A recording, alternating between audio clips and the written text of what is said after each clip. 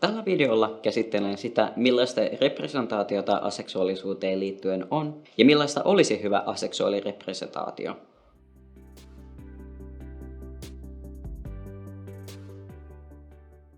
Representaatiolla on merkitystä. Se tarjoaa ihmisille mahdollisuuden nähdä samastuttavia hahmoja ja antaa roolimalleja.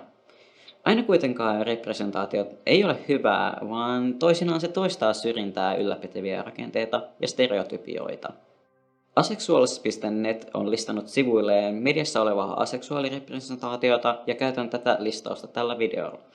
Aseksuaalis.netin listauksessa representaatio on jaettu 4 osaan: televisio-ohjelmiin, kirjoihin, artikkeleihin ja YouTube-videoihin, mutta itse käsittelen vain televisio-ohjelmia ja kirjoja.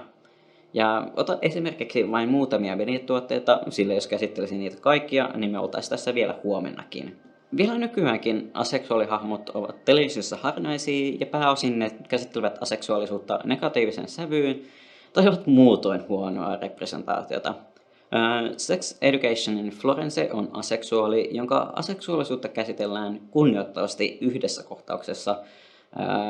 Kohtauksessa hienosti osattiin sanoa, että seksi ei tee meistä kenestäkään kokonaista, ja osattiin huomioida se ennakkoluulo, jonka mukaan aseksuaalit olisivat jotenkin rikkinäisiä. Sarjan seksiterapeutti Dr. John Milbourne esimerkiksi sanoo, että seksi ei tee kenestäkään kokonaista, joten miksi Florence muka voisi olla rikkinäinen. Hahmo ei kuitenkaan ole merkittävässä roolissa, vaan ilmestyy lähes tyhjästä ja katoaa kokonaan sarjasta kauden jälkeen. Hahmo tuntuu, kun se olisi luotu vain täytteeksi ja keräämään sellaista monimuotoisuuspisteitä. The Emmerdalein Liv Flaherty tulee kaapista ulos aseksuaalina vuonna 2019 kohtauksessa, jossa kaapista tulo ja se aseksuaalisuus otetaan vastaan hyvin ja kunnioittavasti. Ja Livin aseksuaalisuutta tai identiteettiä ei vähätellä, vaan häntä ymmärretään ja hänet hyväksytään. Hahmoa ei jätetä sarjassa pelkästään siksi aseksuaaliseksi, vaan Livin juoni liikkuu myös muiden asioiden ympärillä. Ja näin sen kuuluu ollakin. BoJack Horsemanin Todd Chavez on aseksuaali, josta monet aseksuaalit pitävät siksi, että Todd on loistavasti tehty hahmo, ja Toddin aseksuaalisuutta käsitellään hyvin. Todd tulee kaapista BoJackille ja saa hienon ja hyväksymän vastaanoton, mikä on mainiota. Ja Toddin aseksuaalisuutta myös käsitellään muulloinkin kuin tuossa kaapista tulokohtauksessa, mutta Todd ei ole pelkästään hänen aseksuaalisuutensa, vaan hänessä on paljon muitakin ominaisuuksia. Huonosta representaatiosta on sitten esimerkkinä Hausen jakso The Better Half, jossa potilaana on 2 aseksuaalia. Ja tämä jakso on varsin tunnettu aseksuaalipiireissä ja siihen törmää usein käsitteellä se Hausen aseksuaalijakso. Jaksossa aseksuaalisuutta käsitellään todella epäasiallisesti ja luodaan kuvaa kuin aseksuaalisuus ei olisi mikään oikea asia. Ja House puhuu aseksuaaleista as the giant pool of alkae ja vähättelee aseksuaalisuutta väittäen, että vain sairaat, kuolleet ja valehtelevat ihmiset väittää, etteivät halua harrastaa seksiä. Jaksossa potilas kertoo, että hän ja hänen puolisonsa ovat aseksuaaleja, ja myöhemmin House lyö vetoa siitä, että hän tulee löytämään medikaalisen ja lääketieteellisen syyn sille, miksi potilas ei halua harrastaa seksiä, minkä vuoksi jaksossa pyritäänkin diagnosoimaan ja parantamaan potilaan aseksuaalisuus. Myös potilaan puolison aseksuaalisuus pyritään diagnosoimaan, sillä House epäilee, että toinen pariskunnasta valehtelee aseksuaalisuutensa tehdäkseen puolisonsa onnelliseksi. Lopulta potilaan puolisolta löytyy lääketieteellinen syy heikentyneelle lipidolle ja lopulta House niin kutsutusti parantaa kummatkin aseksuaalit, aivan kuin aseksuaalisuus olisi joku tauti, joka tarvitsisi parantamista tai joko olisi vain sitä, että ihmisen lipido olisi alentunut. Kyseisessä jaksossa House onkin erittäin vihamielinen ja lähes kaikki mitä hän aseksuaalista sanoo on ace-fobista. Ja lisäksi ongelmana on se, että jakso käsittelee aseksuaalisuutta virheellisesti juurikin alentuneena lipidona, eikä huomioi, että aseksuaalisuus tarkoittaa sitä, että ihminen kokee vähän tai ei lainkaan seksuaalista vetovoimaa. Koko jakso on kuin oppikirjaesimerkki siitä, miten representaatiota ei pitäisi tehdä, varsinkin kun koko jakson ideana on se, että House on vähemmistövihamielinen ja päätyy olemaan oikeassa tämän vähemmistövihamielisyytensä kanssa. Vaikka aseksuaalisuutta ei muualla paljon käsitelläkään ja sitä representoidaan muualla liian vähän, onneksi on olemassa kuitenkin iso määrä kirjoja, joissa on aseksuaalihahmoja myös päähahmoina. Valitettavasti, koska en ole vielä saanut aikaiseksi lukea näitä kirjoja, en kauheasti kykene analysoimaan sitä, mitä hyvää representaatiota niissä tarkalleen ottaen on. Angela Janein Ace käsittelee halua, yhteiskuntaa ja seksiä aseksuaalisuuden näkökulmasta. Ja kirjoittaja itse on aseksuaali ja käsittelee omaa kokemustaan ja itsensä löytämisen polkua. Juuri tällaista representaatiota sitä toivoisi, sellaista aseksuaalin omaa ääntä. Alice Osemanin Loveless kertoo Georgiasta ja siitä, kun hän löytää aseksuaalisuutensa ja romanttisuutensa ja hyväksyy itsensä. Kirja käsittelee myös rakkautta ja sitä, että tosi rakkaus ei rajoitu pelkästään romanttiseen rakkauteen. Ja on tärkeää, että myös aseksuaaliset pääsevät olemaan päähahmoja ja että heidän tarinansa ja polkunsa identiteetin pohdinnasta aina se aseksuaalisuutensa löytymiseen tulee ilmi. Sillä se tarjoaa kaivattuja näkökulmia ja samaistumista ihmisille, jotka on tässä samanlaisessa tilanteessa. N.R. Walkerin Upside Down käsittelee kahta toisiinsa rakastuvaa aseksuaalipoikaa, Hennessyä ja Jordania. Kirjassa käsitellään heidän rakkauttaan, mutta myös aseksuaalisuutta ja aseksuaalien elämää ja ihmissuhteita. Hyvään representoimiseen kuuluu monenlaisia asioita, kuten esimerkiksi se, että hahmo on muutakin kuin vain hänen aseksuaalisuutensa. Ja hyvää representaatiota on hahmot, jotka on monipuolisia ja monitahoisia. Ja he ovat kuin lihaa ja verta, heillä on vahvuuksia ja heikkouksia. Ja heihin liittyvät juonikuviot eivät pelkästään liity aseksuaalisuuden ympärillä, vaan he tekevät muutakin. Ja hyvää representaatiota on myös se, että hahmo ei vain ilmesty tyhjästä kertomaan olevansa aseksuaali vain kadotakseen kokonaan. Jos hahmo on sarjassa vain todella lyhyen aikaa, on tärkeää miettiä, että miksi näin on.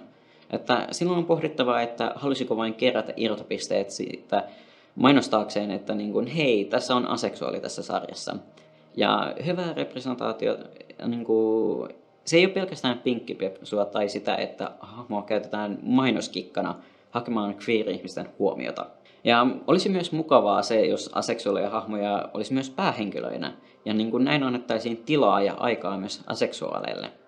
Ja vaikka on tärkeää, että hahmo on muutakin kuin hänen aseksuaalisuutensa, on kuitenkin tärkeää miettiä, että miten aseksuaalisuus vaikuttaa hahmoon. Että on kovin epäuskottavaa, jos hahmo vain kerran paljastaa olevansa aseksuaali, ja sitten asiaan ei kosketa pitkällä tikullakaan.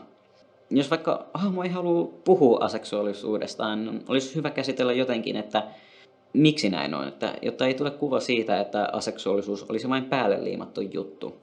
Ja aseksuaalisuus kuitenkin vaikuttaa yleensä niin moniin asioihin, kuten esimerkiksi siihen, miten hänen ihmissuhteensa jäsentyvät, miten hänet kohdataan, jos hänen ulkona kaapista, ja myös sekin vaikuttaa, että jos hän ei pysty tulemaan kaapista ulos. Aseksuaalisuus ei todellakaan ole aina pelkkää kipua ja kärsimystä, ja olisi myös reilua muistaa tämä hahmojen tarinaa luodessa.